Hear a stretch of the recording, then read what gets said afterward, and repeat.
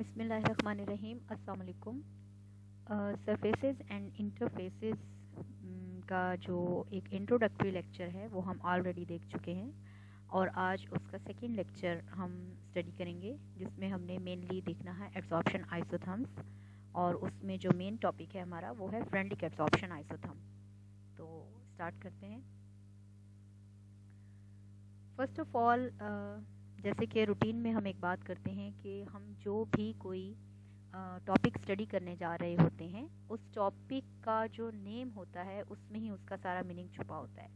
तो absorption isotherm हम mainly देख रहे हैं। तो हम पहले ये देख लेंगे कि एब्जॉर्प्शन से तो आप बखूबी वाकिफ़ हैं सब लोग, बिकॉज इसका जो इंट्रोडक्टरी लेक्चर है उसमें आप एब्जॉर्प्शन को डिटेल से स्टडी कर चुके हैं। मतलब एब्जॉर्प्शन, एब्जॉर्प्शन एंड एब्जॉर्प्शन का डिफरेंस हमने देखा। तो एब्जॉर्प्शन मैं इसको बहुत ही प्रिसाइजली बताऊं तो एब्जॉर्प्शन जो है वो किसी भी सरफेस के ऊपर मॉलिक्यूल्स का, बेशक आप यूँ समझ लें अटैचमेंट है। इसमें हम दो टर्मिनोलॉजीज़ यूज़ करते हैं, एक एब्जॉर्बेट की और एक एब्जॉर्बेंट की। तो हमारी जो सरफेस है जिसके ऊपर एब्जॉर्प्शन होनी है उसको हम एब्जॉर्बेंट कहते हैं, और जिन मॉलिक्यूल्स ने आकर अटैच होना है उसको हम एब्जॉर्बेट कहते हैं। तो अगर एब्जॉर्बेट के मॉलिक्यूल जस्ट सरफेस के ऊपर, किसकी सरफेस के ऊपर, एब्जॉर्बेंट की सरफेस के ऊपर आकर अटैच हो जाएं, पेनिट्रेट ना करें, तो उससे हम एब्जॉर्प्शन कहते हैं। और अगर वो पेनिट्रेट कर जाएं तो हम उसको एब्जॉर्प्शन कहते हैं। इसकी एग्जांपल बहुत ही आसान हम देखें तो आप यूँ समझ लें कि अगर आपने लकड़ी का एक टुकड़ा पानी में डिप किया है और उसे फ़ौरन ही बाहर निकाल दिया, तो जो मॉलिक्यूल्स पानी के उस सरफेस के, ज़ाहिर अगर आप उस टुकड़े को तोड़ के देखेंगे तो अंदर से लकड़ी सारी ड्राई होती है और उसके ऊपर जो है आपको वो वेट नज़र आएगी। तो इसका मतलब है कि जो पानी के मॉलिक्यूल हैं वो अंदर तक पेनिट्रेट नहीं किए हैं बल्कि सिर्फ सरफेस के साथ अटैच हो गए हैं। इसको हम एब्जॉर्प्शन कहते हैं। और एब्जॉर्प्शन आप बहुत ही, इसकी मैं कॉमन लाइफ से एक एग्जांपल दूं तो गुलाब जामुन हम देखते हैं, जब गुलाब जामुन बनाते हैं तो उसको, जो गुलाब जामुन की जो बेस है उसको हम क्या करते हैं, शीरे में डाल देते हैं ना। तो वो और फिर जब हम खाते हैं या उसको कट करते हैं तो हम देखते हैं कि सारा शीरा जो है वो अंदर तक तमाम जगहों के ऊपर स्प्रेड हुआ होता है। तो इसका मतलब है कि वो पेनिट्रेट कर जाता है, उसको हम कहते हैं एब्जॉर्प्शन। सो ये छोटा सा एक मैंने प्रीसाइजली आपको बता दिया एब्जॉर्प्शन के बारे में। अब हमारा जो मेनली है वो है एब्जॉर्प्शन आइसोथर्म। आइसोथर्म बेटे जो होता है, अब हम एब्जॉर्प्शन को मैंने आपको बता दिया है, अब मैं आपको ये बताने जा रही हूँ कि आइसोथर्म क्या है। आइसोथर्म जो होता है वो, आइसो का मतलब है कांस्टेंट और थर्म का मतलब होता है, आइसो का मतलब होता है कांस्टेंट और थर्म का मतलब है टेम्परेचर, है ना। तो आइसोथर्म यानी कांस्टेंट टेम्परेचर के ऊपर एब्जॉर्प्शन हो जाना।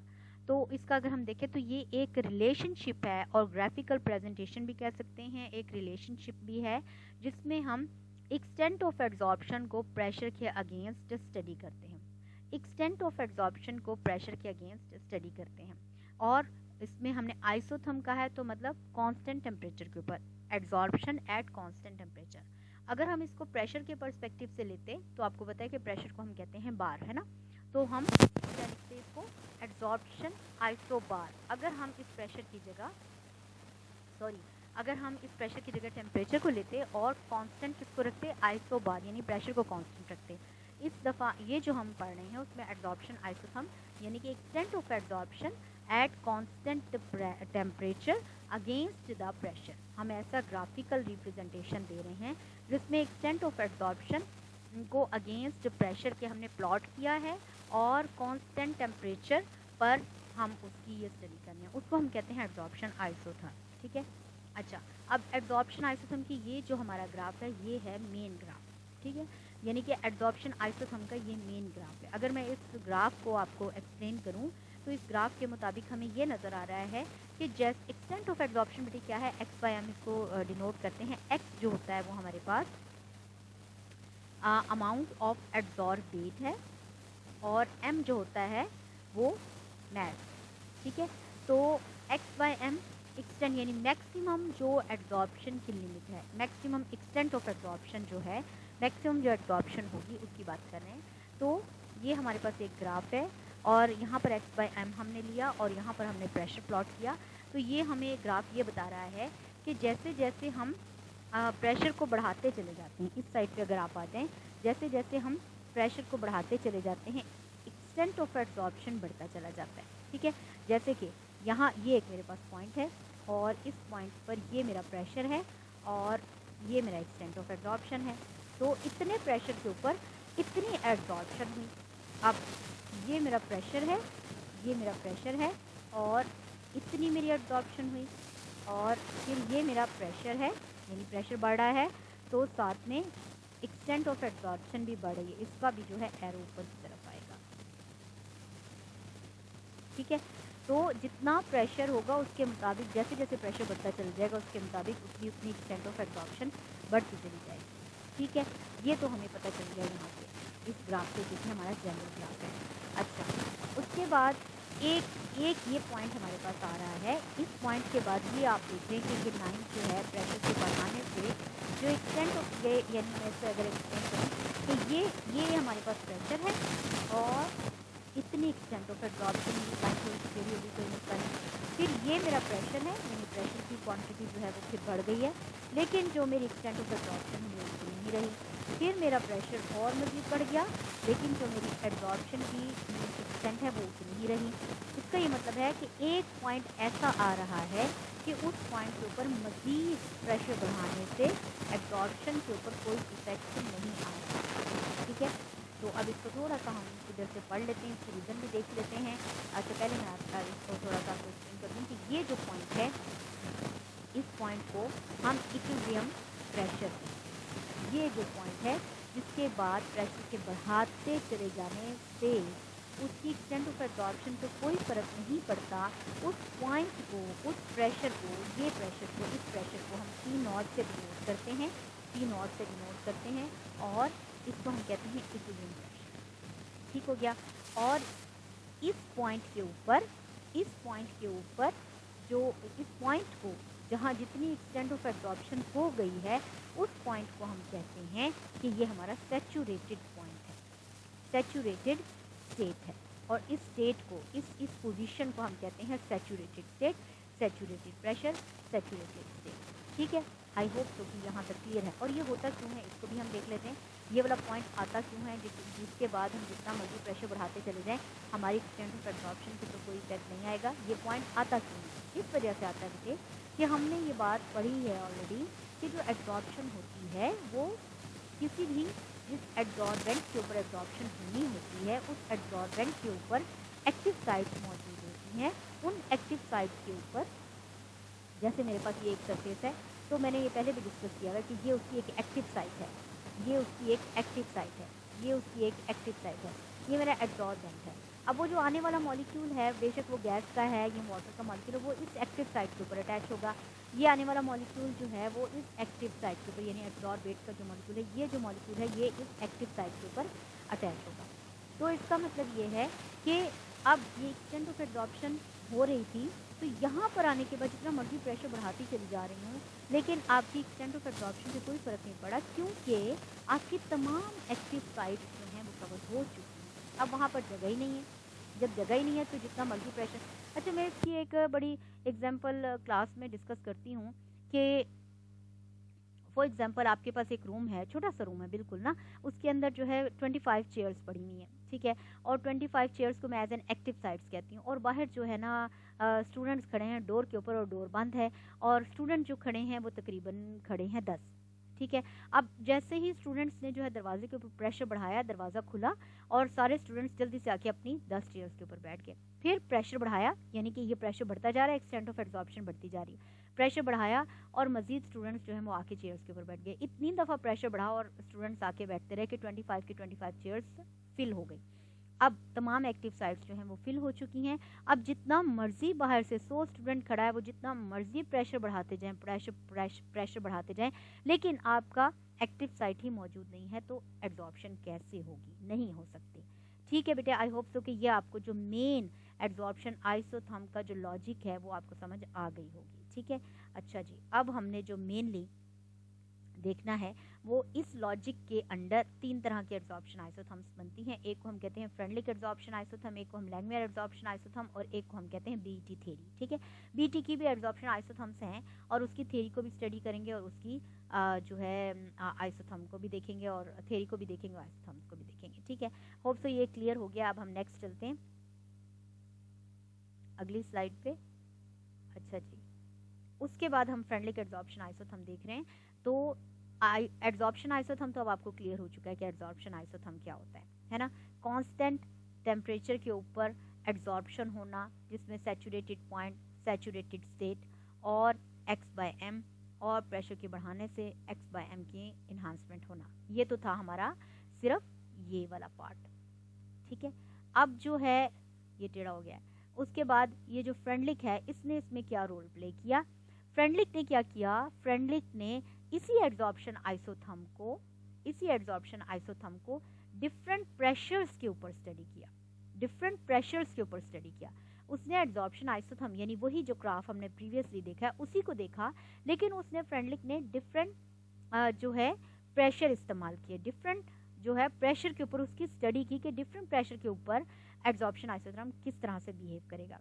अच्छा, ये जो आ गया हमारे पास, इसकी थोड़ी सी देखिए। फ्रेंडलिक इक्वेशन में Freundlich adsorption isotherm is a curve relating the concentration of the solute on the surface of an adsorbent to the concentration of the solute in the liquid with which it is in contact with a different pressure। ठीक है, मैं यही बात कर रही हूँ कि different pressure के ऊपर इसने ये स्टडी की थी और इसके मुताबिक ये 1909 में ये साइंटिस्ट आया था जिसने एक एम्पिरिकल एक्सप्रेशन दिया था। इसने थ्योरेटिकल इसकी कोई इंपॉर्टेंस हमें नहीं बताई थी, जो कि हम ड्रॉबैक्स में देखेंगे।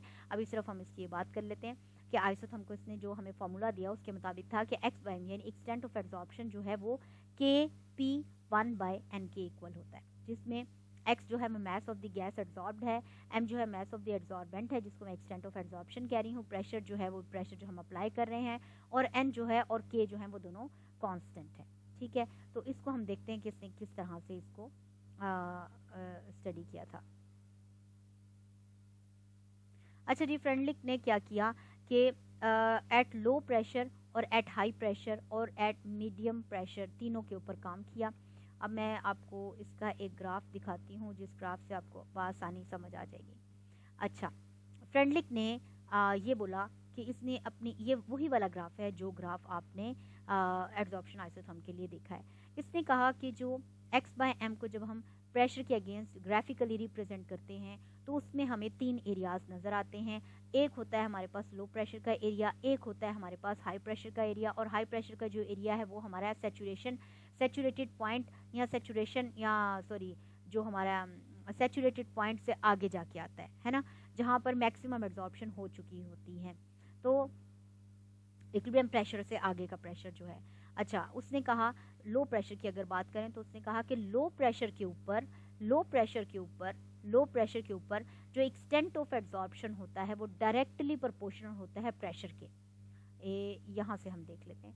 उसने कहा कि लो प्रेशर के ऊपर, ये लो प्रेशर पे आ गया, डायरेक्टली प्रोपोर्शनल होता है टू द प्रेशर के। यानी कि इस बात का क्या मतलब है कि ये मेरे पास अगर ऐसे है तो मेरे पास, मैं अब लो प्रेशर की सिर्फ बात कर रही हूँ यहाँ तक, तो ये जब तक लो प्रेशर है, वैसे तो हमारी ये वाली ऐसे जाती है ना कर्व, तो उसने कहा कि जब तक प्रेशर लो है उस वक्त तक x/m जो है वो डायरेक्टली प्रोपोर्शनल होता है p के, और उसने p की वैल्यू को रखा 1 के इक्वल, और उसने कहा कि x/y इज इक्वल टू है प्रोपोर्शनलिटी का साइन हटा के a के p1 के इक्वल आ गया, और आपको पता है कि p1 जो है वो 1 के इक्वल होता है। तो x/m जो है x/m जो है नहीं 1 के इक्वल नहीं होता, x/m is equal to k p1 के इक्वल होता है, सॉरी। अच्छा, तो x/m is equal to k p1 के इक्वल आ गया। इसका ये मतलब था कि जितना प्रेशर बढ़ता चला जाएगा उतना ही x/m जो है वो बढ़ता चला जाएगा। दूसरा जो उसका पॉइंट था वो था, यहाँ से देखते हैं, दूसरा जो उसका पॉइंट था वो ये था at high pressure. High pressure के ऊपर उसने कहा कि x/m जो है वो प्रोपोर्शनल होता है कांस्टेंट के।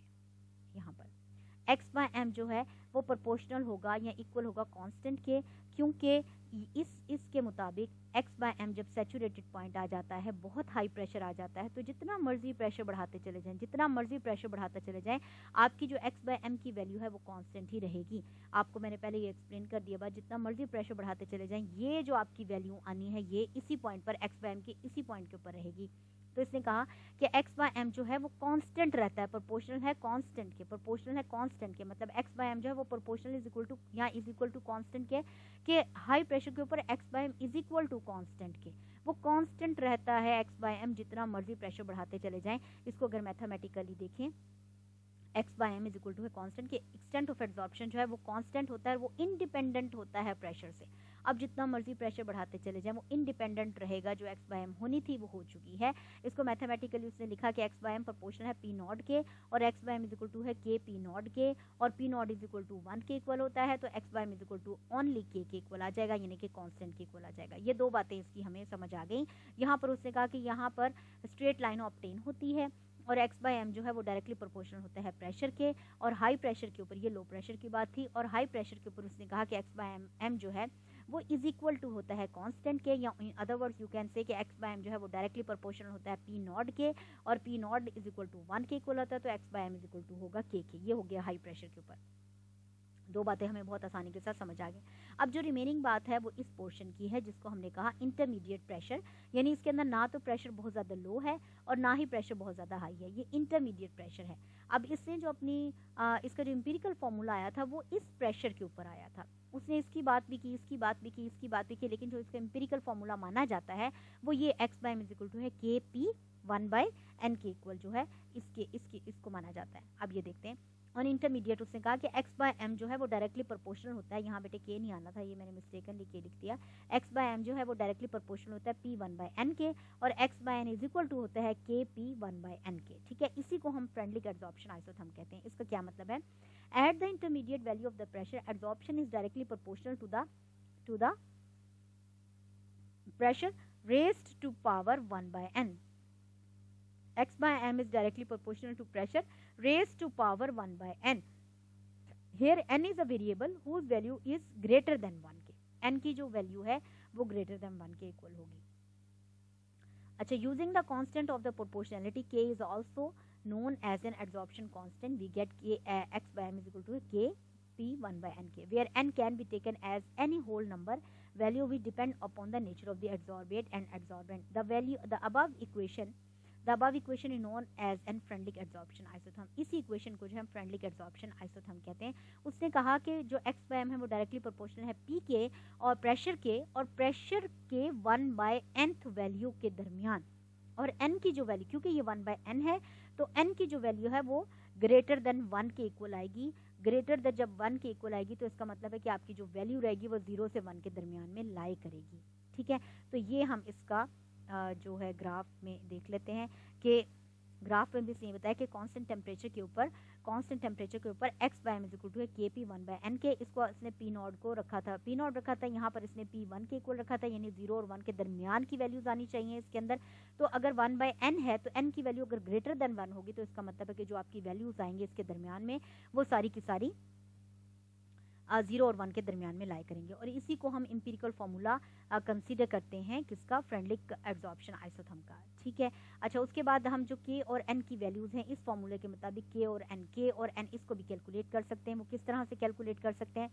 Calculation of the K and the N और एब्जॉर्प्शन। इसने क्या किया कि फ्रेंडलिक ने X by M is equal to K P 1 by N, इसका लिया लॉगरिथम लिया गया, तो लॉग इस तरफ अप्लाई किया, लॉग ऑफ के प्लस ऑफ 1 बाय एन, ये जो पी के ऊपर वाला 1 बाय एन है वो हमारे पास स्टार्ट में आ गया, लॉग ऑफ पी के इक्वल आ गया। अब इसने इस पूरे फॉर्मूला को, इस पूरे लॉग लगाकर इस फॉर्मूला को एक ग्राफ की सूरत में प्लॉट कर दिया। ठीक है, और ग्राफ की सूरत में प्लॉट करने के बाद उसको कुछ इस तरह से स्ट्रेट लाइन ऑब्टेन हुई तो उसने लॉग एक्स बाय एम इस साइड पे पुट किया था, लॉग ऑफ पी इस साइड पे जो है वो against P, log of P इस साइड पे लगाया।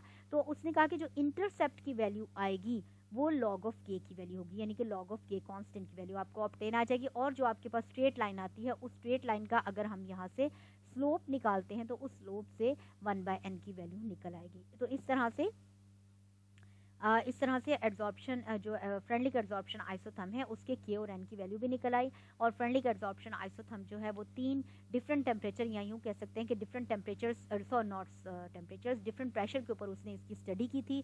और उसने ये बताया था कि जो लोएस्ट प्रेशर है उसके ऊपर स्ट्रेट लाइन ऑब्टेन होती है, और उसका ये मतलब होता है कि x/m जो है वो डायरेक्टली प्रोपोर्शनल होता है प्रेशर के, और हाईएस्ट प्रेशर के ऊपर x/m जो है वो कांस्टेंट रहता है, इज इक्वल टू कांस्टेंट के होता है, बिकॉज x/m जो है वो डायरेक्टली प्रोपोर्शनल होता है जब p नॉट के, तो p naught is equal to होता है 1 के। और क्योंकि हम ये स्टडी कर चुके हैं कि x/m जो है वो एट हाई प्रेशर जितनी उसकी एक्टिव साइट्स हैं जब वो ऑक्यूपाई हो जाती हैं तो उन एक्टिव साइट्स को मजीद ऑक्यूपाई करने के लिए मॉलिक्यूल तो मौजूद हैं, लेकिन अब एक्सटेंट ऑफ एब्जॉर्प्शन नहीं हो सकता।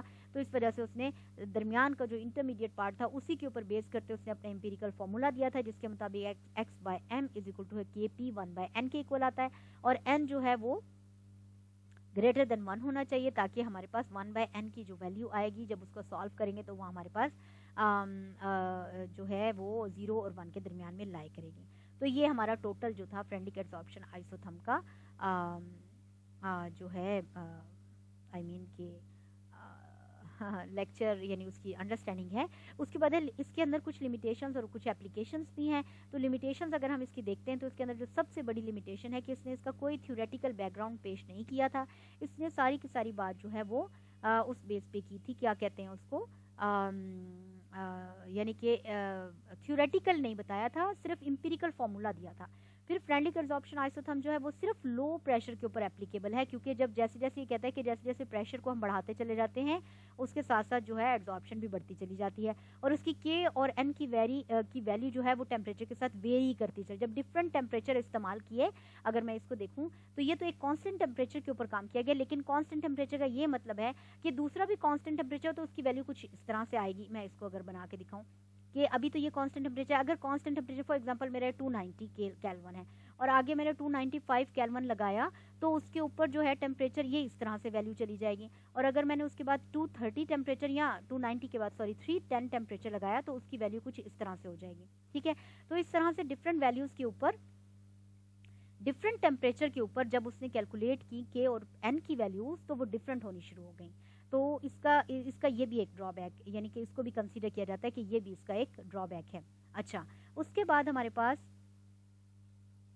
है कि beyond that point rate of the absorption saturate even after applying the high pressure. अच्छा, हाई प्रेशर भी अप्लाई करते जा रहे थे, लेकिन एक ऐसा पॉइंट था उस पॉइंट के अलावा जो सैचुरेट कर रहा था even after applying the high pressure apply करने के बावजूद भी जो है उसके अंदर सैचुरेशन हो रही थी।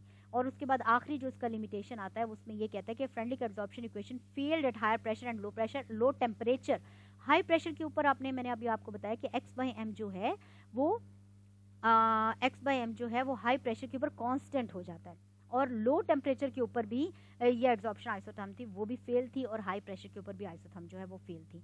सो ये इसकी कुछ लिमिटेशंस हैं। उसके बाद जो हमारे पास लास्ट इसकी एप्लीकेशंस हैं, कुछ अच्छा काम भी, ज़ाहिर है किसी भी काम में से हमें कुछ उसकी एप्लीकेशंस भी मिलती हैं, कुछ लिमिटेशंस तो हर काम के अंदर कोई ना कोई रह जाती, क्योंकि जैसे जैसे आगे मज़ीद स्टडीज़ होती चली जाती हैं उसके अंदर कोई ना कोई गैप जो है वो फिल होने वाला बाकी रहता है, जो आने वाले मजीद लोग जो हैं उसको फिल करते हैं।